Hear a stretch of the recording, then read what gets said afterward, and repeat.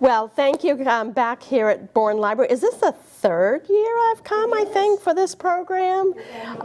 So I really appreciate the support. And the support started because your wonderful director, Iria, is a classmate of mine from Wheaton College. So we had reconnected after many years when I found she had landed here. And I live in Barnstable Village now, so always a nice trip down Route 6A to come and visit. So the program I have today is a celebration for Women's History Month, to read in celebration of women's history. Many that are finding stories of women that we haven't heard of before. They're not in the textbooks. Many of them have even been erased from history. And luckily, historical fiction authors have found them and brought them to life. I am a historical fiction author. My first book, The Unlocked Path, came out in 2022.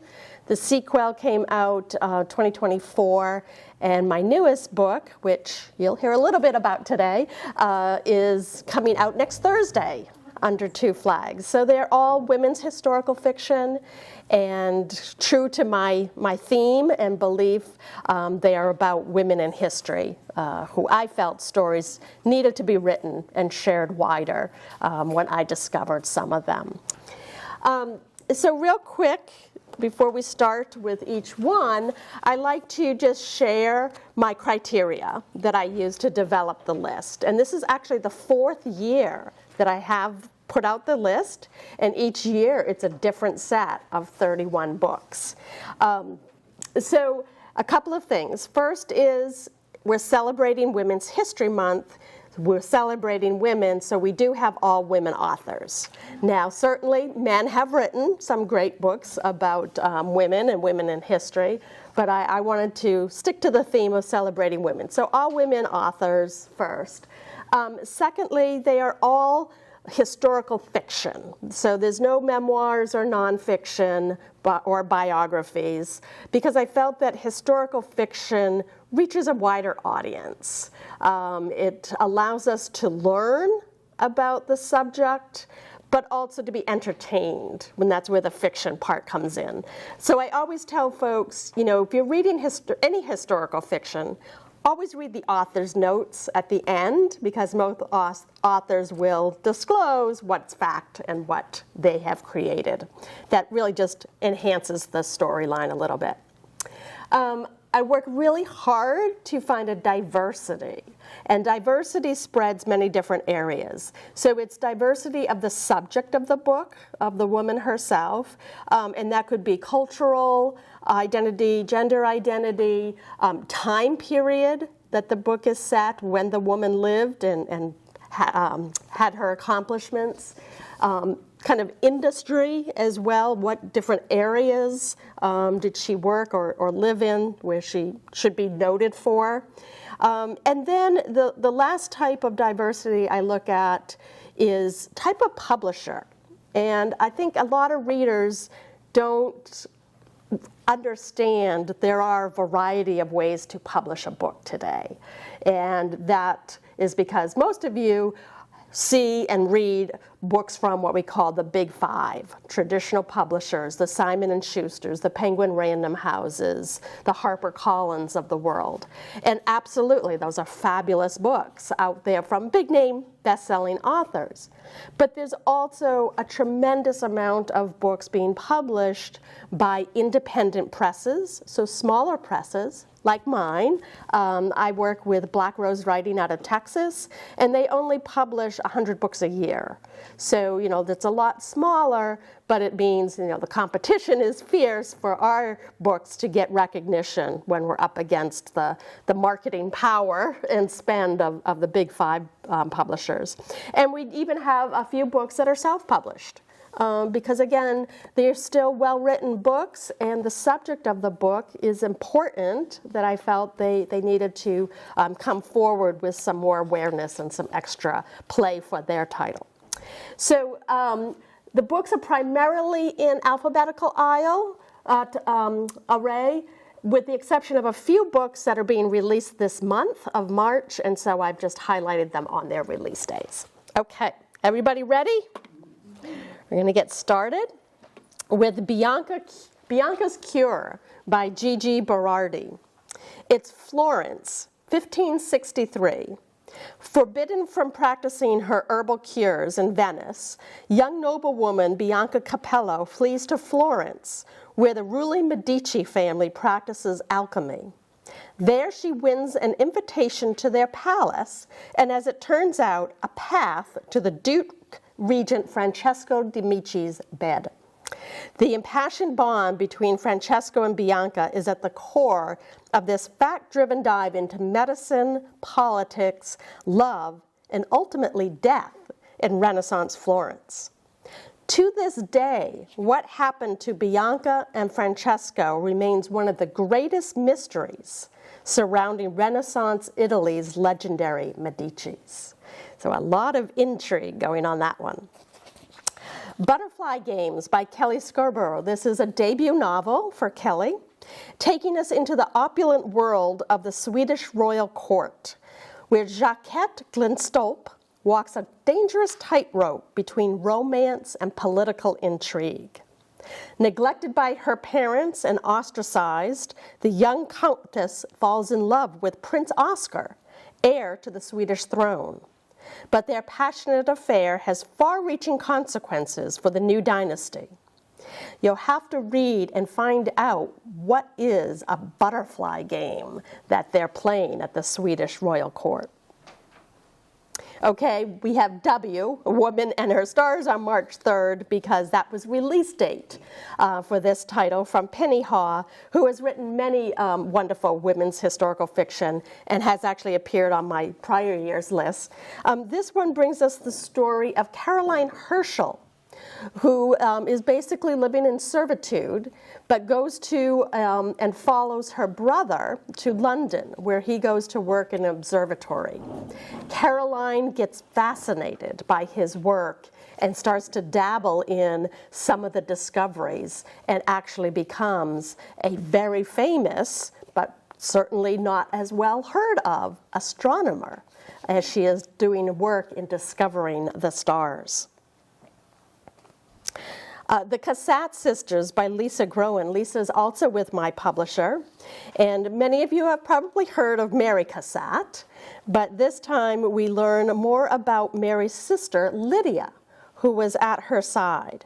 In 1877, the Paris art scene is very competitive for men, but nearly impossible for 33-year-old Mary Cassatt, an American woman who is invited by Edward Degas to join him and others, Claude Monet, Camille Pissarro, Pierre-Auguste Renoir, and other impressionists in their collective.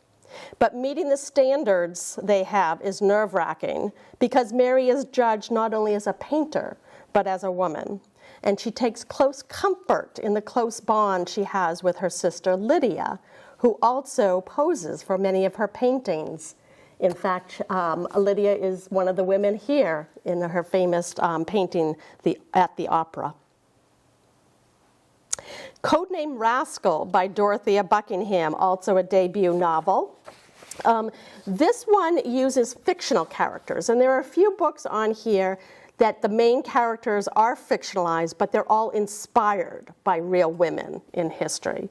And in this case, it's real women who served in a secret Army Air Corps unit of female radar plotters known as the Ward during World War II.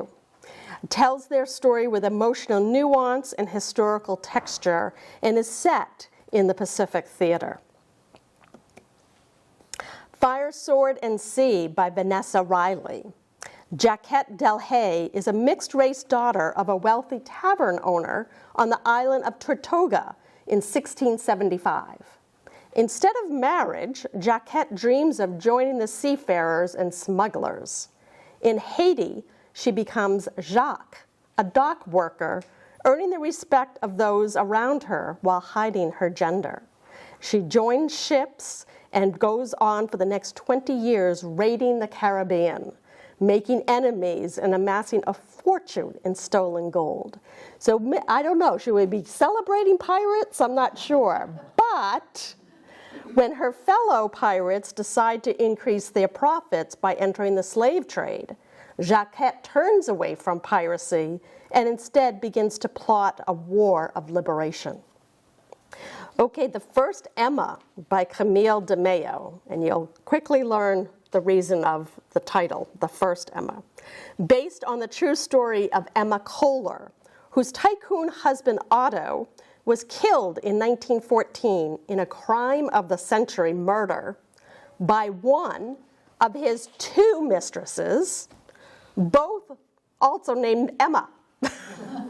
The first Emma, the original, the wife, actually assumes the position of CEO of Otto's brewing empire, and during Prohibition keeps the business running and all of her employees, workers employed to create one of the most successful breweries in Texas. The First Witch of Boston by Andrea Catalano. So any Boston area natives around here know our Boston history pretty well, certainly know about the Salem witch trials. But this one takes us back to the story of Margaret Jones, who arrived in England to build her life in the Massachusetts Bay Colony in 1646. She was a healer, and with her husband, they are expecting their first child, and new beginnings are promising only blessings. But in the austere Puritan community, wrong moves or words are met with suspicion, and Margaret's bold and unguarded nature drawn scorn. Soon, Margaret is mistrusted as more cunning woman than kind caregiver, and is actually tried and hanged as the first witch trial of Boston. The Fourth Princess by Janie Chang. This is another one that the main character is fictionalized, but she's inspired by a real woman. This takes the story to Shanghai, 1911. Using intrigue, extortion, and buried truths of the past, author Janie Chang draws upon real-life princess Kawishima Yoshiko and her work as a Chinese-born Japanese spy to create her character, Masako Kayo. It's a haunting Gothic tale, strange incidents accelerating to create a captivating read. From Tick Hill, 1348, from my fellow author at Black Rose Writing, Pamela Taylor. The old Duke of Brittany had vacillated for years over who would succeed him and finally settled in his will on his half-brother, Jean de Montfort. But the years of vacillation had left others believing the ducal crown would pass to them, and no one understands this better than Montfort's wife, Jeanne. It falls to Jeanne to defend her husband's rights to the duchy and protect their son's patrimony. She summons hidden strengths of courage and audacity to prevail during the maelstrom of the dynastic conflict between England and France that became the 100 Years' War. So full disclosure on this one, and the next one I'm going to talk about, I took my first trip to France ever in my life. I studied French all through school, never been to France, finally got to go last year. So I was so captivated by so much history in that country. And so there's a few extra French-based books, including this one, Her Own War by Deborah Bourchette. Imprisoned for the crime of impersonating a man, Genevieve Lagarde fears giving birth in an asylum could be certain death for her and her unborn child. Desperate for her release, her husband Louis trades his freedom for hers and joins Bonaparte's army. As Genevieve wages her own war by spying against the tyrannical general, she not only risks her life, but also those of her children and all of the families living around her. Okay, we've got a little bit of a theme going on here too. I Am You by Victoria Rettle. At 8 years old, Geertje Peters is forced to disguise herself as a boy and sent to work for the Van Oosterwijks, a genteel Dutch family. When their daughter Maria sees through Geertje's ruse, she insists that Geertje accompany her to Amsterdam and help her enter the elite, male-dominated art world. Maria rises in the ranks of society as a renowned still life painter, while Goethe makes herself invaluable in every way, confidant, muse, and lover. The Last Assignment by Erica Roebuck. Erica has also been on some of my past lists. Since her arrest for disobeying orders and going ashore at Iwo Jima, almost a decade earlier, combat correspondent Georgette Dickey Chappelle has been unmoored. Her military accreditation revoked, her marriage failing, and her savings dwindling, Dickey jumps at the next opportunity because she is never satisfied to report on battles unless her own boots are on the ground. She travels with American and international soldiers from frozen wastelands to raging seas to luscious jungles, revealing her own courage and tenacity in the face of discrimination and danger. Okay, this was a great book, and I saw an interview with author Renee Rosen for Let's Call Her Barbie that she made sure to point out that her book was done and with her publisher before the movie came out. So she wasn't capitalizing on the movie, but maybe the movie had heard about her book. This is Ruth Handler, who is the co-CEO and founder of the Mattel Toy Company. Never knew that. And she is the one that pitched the idea for a doll unlike any other. She knows what she's setting in motion. Because in 1956, the only dolls on the market for little girls are baby dolls that teach them how to be mothers and caregivers. But Ruth's vision is for a doll shaped like a grown woman and outfitted in an enviable wardrobe that will let little girls dream they can be anything. In the decades to come, Ruth will have to decide how tightly to hold onto her creation, because Barbie has never been just a doll, she is a legacy. Let Us March On by Shara Moon. When Lizzie McDuffie, maid to Eleanor and Franklin Roosevelt, boldly proclaims herself FDR's Secretary on Colored People's Affairs, she becomes more than just a maid. She becomes the president's eyes and ears into the Black community. And she's never shy about pointing out injustices and advocates for the needs and rights of her fellow African Americans directly to the president's ear. The Manhattan Girls by Jill Paul. Jill has also been on my past list with a couple of different books. In this one, it's 1921 New York. The war is over, fashions are daring, and bootleg liquor is abundant. Here, 4 extraordinary women form a bridge group that grows into a firm friendship. Dorothy Parker, renowned wit and a founder of the Algonquin Round Table. Jane Grant, the first female reporter for the New York Times.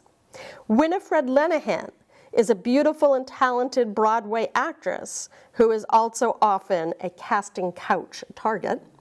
And Peggy Leach, a magazine assistant by day, a brilliant novelist by night. Here we learn all about these groundbreaking, influential women of 1920s New York.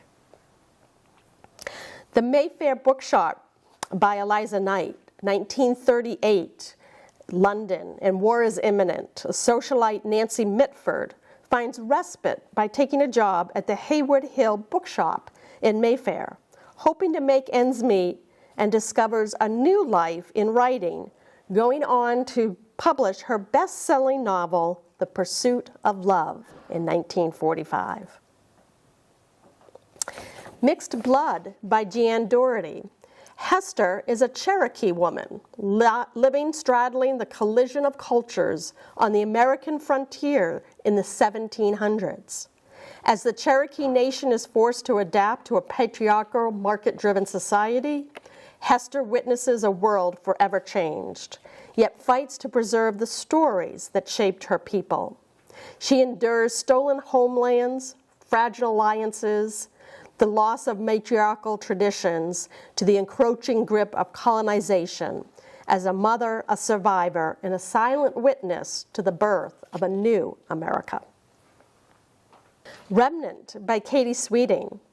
Kidnapped along with her brother, Ledoux, at the tender age of 11, Olu is dragged across Nigeria, deposited on a slave ship for the Middle Passage, and lands on a rice plantation in Charlestown, South Carolina, in 1753.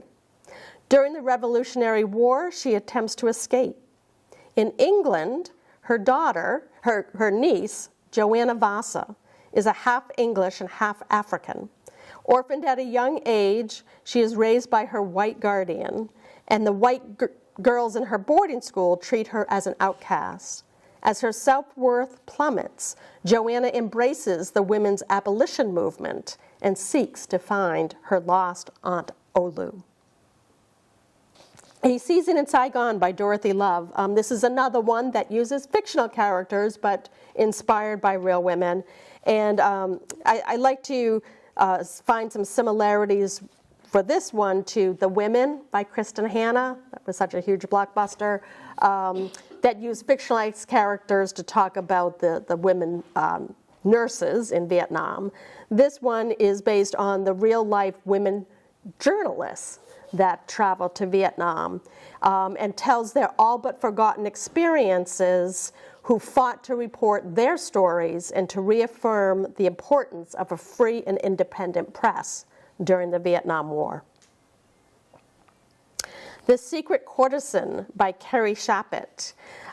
This is inspired by sculptor Veronica Franco. It's a dual timeline. It's really a fun read, the way Carrie puts it together. In the current day timeline, we have an art historian, fictional character, Mia, who is running out of time to prove her theory that the sculptor of an unearthed erotic statue was a courtesan erased from history, a scandal no one will believe. Similar to Robert Langdon and the Da Vinci Code and all of those books, we have Mia chasing through Venice, tracking down hidden details of Sophia, this assumed courtesan, who seems to have left a trail of sex-fueled art buried across the city. Sophia was inspired by the real-life sculptor and courtesan Veronica Franco, who was known for her notable clientele, feminist advocacy, literary contributions, and philanthropy. And it's been completely, pretty much erased from history. If anyone is on Instagram, I encourage you to follow my good friend Carrie. She has an incredible platform called Badass Women of History, where she just profiles women all the time whose stories have, been in the shadows of history, and she has a lot of fun with it. She has a tremendous following for this platform, and she's bringing women's voices to the digital age over Instagram. Someone Always Nearby by Susan Wittig Albert. 1940, art world icon Georgia O'Keeffe bought a house in the New Mexico desert. To manage her household, O'Keeffe invited Maria Chabot, a young and naive would-be writer, to join her. Their tempestuous relationship endured throughout the chaotic years of World War II, the death of Georgia's philandering husband, and Maria's design and building of a remarkable adobe house and studio for the artist Georgia O'Keeffe. Sonora by Jenny Walsh. Inspired by the true story of one of the first female horse divers, Sonora explores a world of daring feats and extraordinary adventures in the heyday of the American carnival scene, particularly during the Depression. Sonora Webster was penniless but plucky. She answers an ad and follows her wanderlust, becoming a female horse diver. Okay, so I didn't know what this was all about until I read the book, and so I have to explain what a horse diver does. The diver, the woman, climbs up a platform that's built at each carnival 40 feet into the air. There's a ramp attached to the platform. That a horse is let loose and runs up the ramp to the top of the platform. The woman jumps bareback onto the horse, and they jump off the platform to a pool below. Wow. 40 feet below. mind-boggling. But the true story, I mean, some of those carnival acts were pretty crazy back then. And yes, they did always have the SPCA kind of on their heels to make sure the horses weren't being mistreated and that they wanted to dive. But I also encourage you to read this book to learn about the tragic accident and injury that Sonora suffers and then continues still to go on for another 10 years with her act. Okay, we have D on March 24th for next Tuesday, because that is release date for Daughter of Egypt by Marie Benedict. And Marie is pretty much the queen of women's historical fiction. She's written a whole slew. She's on my list every single year. I've already got her next book slated for next year's list. Yeah, it comes out, I think, this fall. But this one is 1920, and archaeologist Howard Carter and Lord Caravan of Highclere Castle made headlines around the world with the discovery of the treasure-filled tomb of the boy pharaoh, King Tut. Behind it all stood Lady Evelyn Herbert, daughter of Lord Caravan, whose daring spirit and relentless curiosity made the momentous find possible. Nearly 3,000 years earlier, another woman defied the expectations of her time, Hatshepsut, Egypt's lost pharaoh. Her reign was bold, visionary, and nearly erased from history. Lady Evelyn becomes obsessed with finding Hatshepsut's secret tomb, risking everything to uncover the truth about her reign and keep valued artifacts in Egypt, their rightful home. Undefeated by Gilly Basson.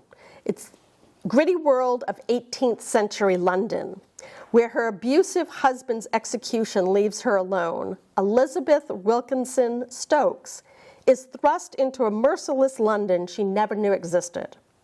From bear-baiting pits to brothels, from underground fight clubs to grand amphitheaters, she battles her way through a world where every punch could be her last.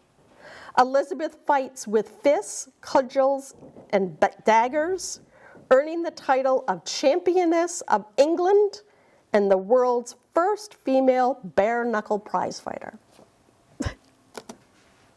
Okay, a moment for a word from your sponsor today. This is my new book that is coming out next Thursday, Under Two Flags. I shouldn't have to read my notes, but I'm going to. October 1916, 18-year-old Josephine Therese Marzinski leaves Boston for Berlin to pursue her dream of studying opera at Germany's most prestigious music conservatory. Living with family friends and immersing herself in a German culture, she finds unexpected beauty and friendship in the heart of enemy territory. And when America enters the Great War in April 1917, Josephine's world transforms overnight from welcome student to enemy of the state. It's based on the true story from Josephine's memoir that I have recast and retold as historical fiction, and it's set in Berlin that is slowly starving from all the rationing and from the German propaganda that's broadcasting to the world that everything is fine and the German people want this war. Josephine comes home and tells the stories of living in Germany, and it's not what the propaganda proposes it is. I do have copies for sale of Under Two Flags before release date. And I'm also invite you all, I'm having a virtual launch party next Thursday night.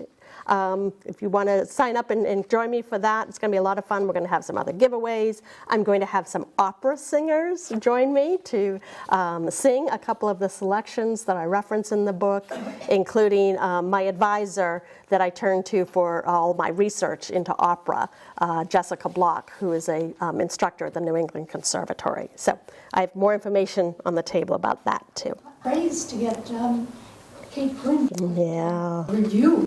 Thank you. Yeah, Kate is so generous. She's an amazing writer. She's been on my list a couple of times for Rose Code and The Diamond Eye, and she's just a lovely person. I'm actually honored. She's doing a tour, a 7-day trip to Boston, and then they're coming down to the Cape in May.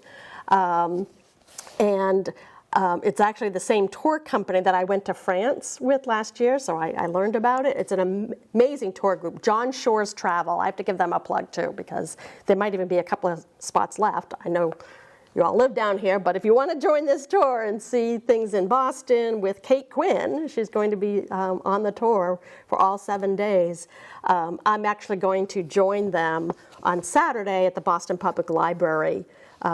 Kate's newest book, The Astral Library, is it's not historical fiction, it's fantasy. It's really fun, and it's set in the Boston Public Library. And the opening of my book, coincidentally, is also set in the Boston Public Library reading room. So I'm gonna do a little reading with Kate there, and then they're coming. The tour's coming down, staying at Chatham Bars Inn, and doing all Kate stuff as well. So, but if anybody's looking for any type of amazing tours, John Shore's, SHORS, amazing trips. I've already signed up to go to London and Edinburgh with them this September. Okay, enough advertising, Janis. I can't help it. I'm a marketer by trade. And this was just a coincidence, too, that this book was also a U title and came right after mine, for The Unexpected Diva by Tiffany Warren. Born into slavery on a Mississippi plantation, Elizabeth Taylor Greenfield is taken by her mistress back to her original home in Philadelphia, and is embraced by the Quaker community. And Elizabeth is now a free woman in Philadelphia, thanks to her wealthy adoptive mother. And Eliza has a happy childhood, which always included music lessons to nurture her unique gift, a glorious 3-octave singing voice. When her adoptive mother's dying wish was for Eliza to become a professional singer, within a year, Eliza is touring America in the 1850s, singing to packed houses and igniting controversy.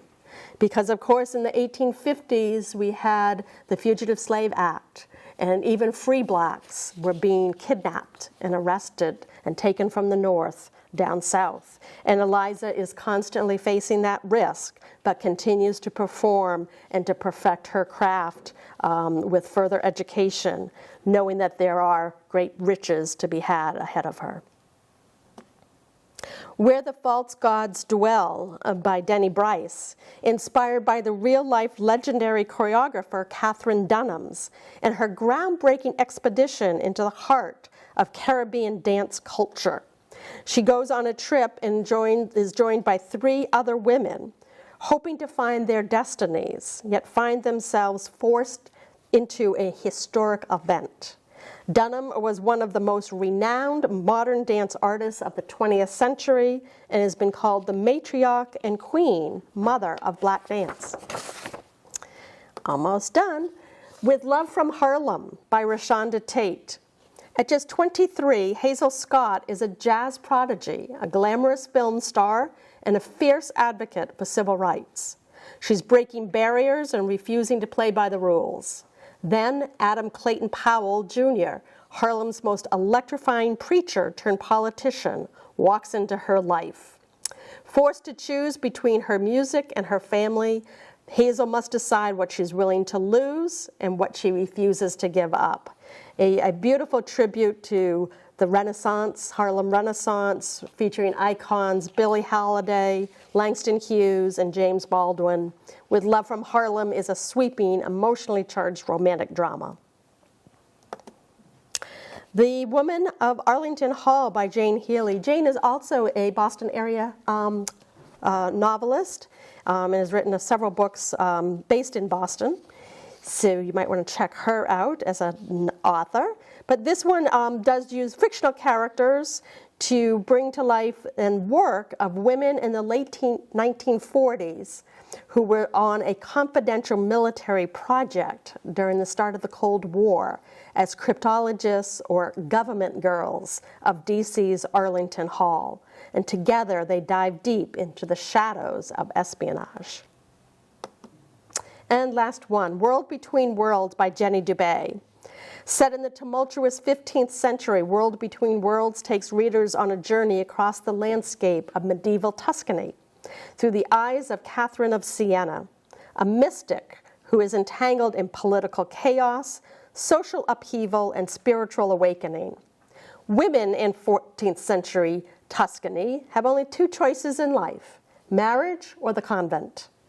Catherine defiantly refuses both to follow her own path, an independent lifestyle no woman has dared to attempt. Okay, that's 31 books in close to 31 minutes.